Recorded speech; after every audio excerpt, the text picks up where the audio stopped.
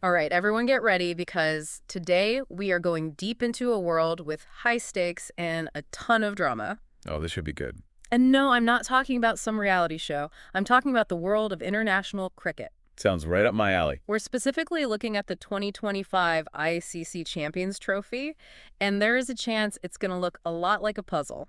That's one way to put it. So basically, Pakistan is supposed to host the whole thing, Yeah. but the big problem is that India might not even play. Right, so before we get to the why of all that, can you give us a bit of background for anyone who might not know the history between India and Pakistan? Sure thing. Okay. Their relationship is complicated, to say the least. That's fair. They've had this long history of political tension, and that, unfortunately, ends up impacting their sports. Makes sense. India hasn't gone to Pakistan for any cricket matches in years, and that's the problem we're dealing with now with this Champions Trophy. So to get around that, the ICC and the PCB came up with this hybrid model, but honestly, I was lost when I first heard about it. Yeah, I get it's a unique situation for sure. Definitely.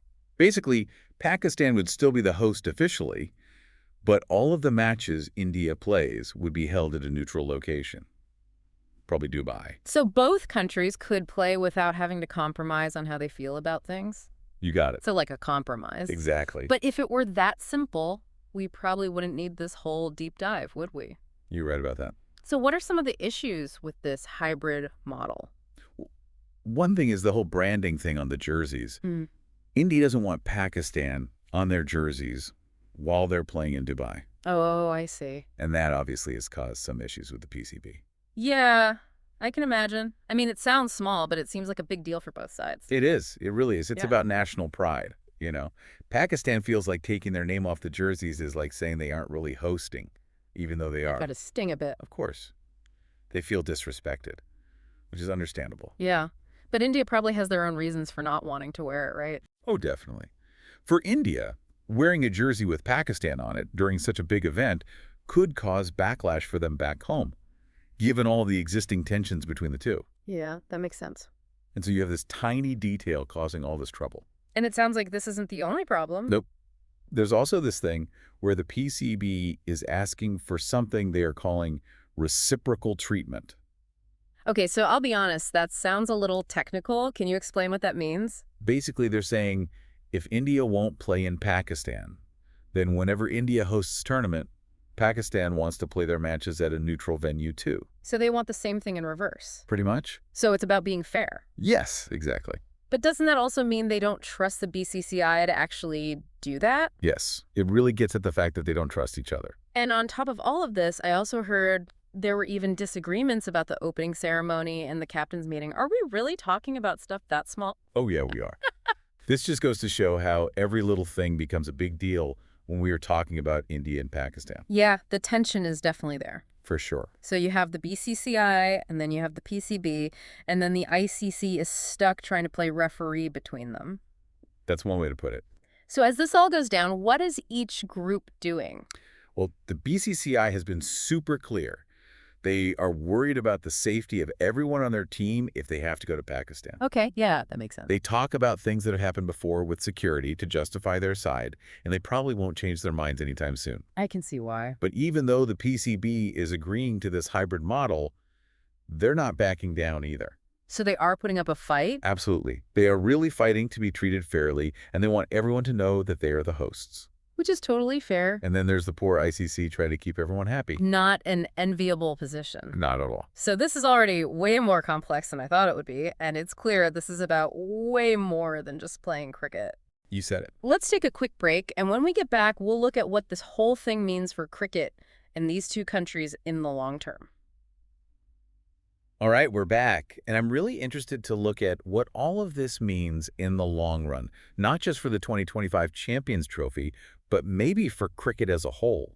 That's the big question, isn't it? Definitely. If this hybrid model works out, it could end up being the model for other tournaments where India and Pakistan both play. Oh, so it could become the new normal. It could. And that would be a way to let the two countries just play. So maybe that's good for the sport? It might be, But there are some downsides to this, too. You were mentioning those earlier, right? Yeah, so just the logistics of hosting a huge event like this in two different countries. Oh, Think about yeah. trying to schedule everything or getting everyone where they need to be. Plus, you have to worry about security more. Exactly, and it's going to cost way more. Yeah, that sounds like a mess. And then there's the atmosphere of the games. Oh, right. That's a big part of it.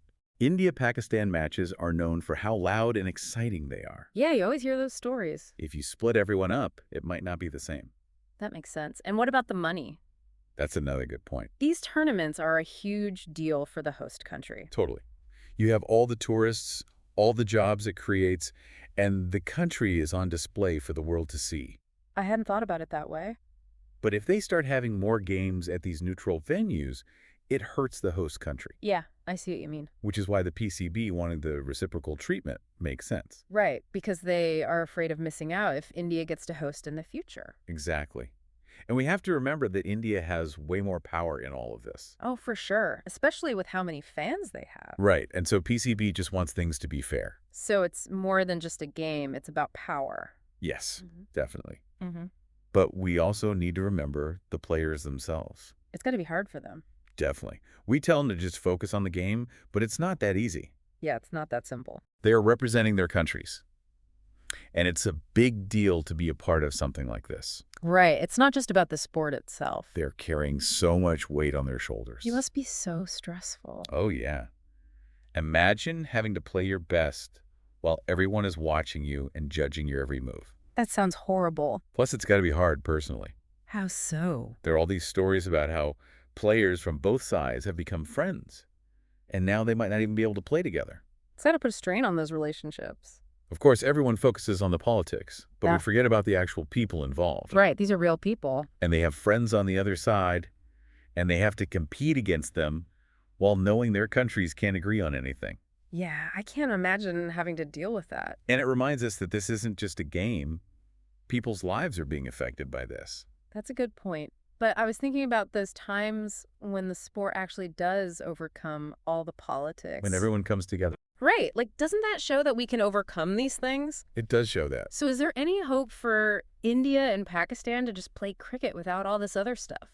I mean, what would it even take to make that happen? That's the question, isn't it? One idea is to have a series specifically designed to bring the two countries closer together. Like a cricket diplomacy series. Yeah, exactly. I like it. They could have cultural exchanges or even get former players involved to talk to each other. So it would be all about rebuilding trust. Yes, but it would be hard to actually get everyone on board. Especially the BCCI and the PCB. It would take real effort to change how they think about each other. So maybe not likely. It would be tough, but it's not impossible. We've seen it before. When was that? Like back in 2004 when India went to Pakistan for the first time in forever. Oh, right. That was huge. Things felt like they were getting better back then. Yeah, it was a really hopeful time. And even though it didn't last, it shows what's possible. It really does. But the hard part is keeping that going. That's true. Yeah, it really does show what could be possible. But let's come back to right now. We've got this Champions Trophy coming up, and it seems like this hybrid model is going to happen. What should our listeners look out for as all of this goes down? That's a good question. Well, first of all, pay attention to all the details. Okay, why is that? Well, because the ICC is still working all this stuff out, Yeah, and the details are going to be important. like what kinds of details? Like, how are they going to deal with the host nation branding thing on the jerseys? Oh, right. And will the PCB get that guarantee in writing about how future tournaments will work? Oh, yeah, that reciprocal treatment thing. Exactly.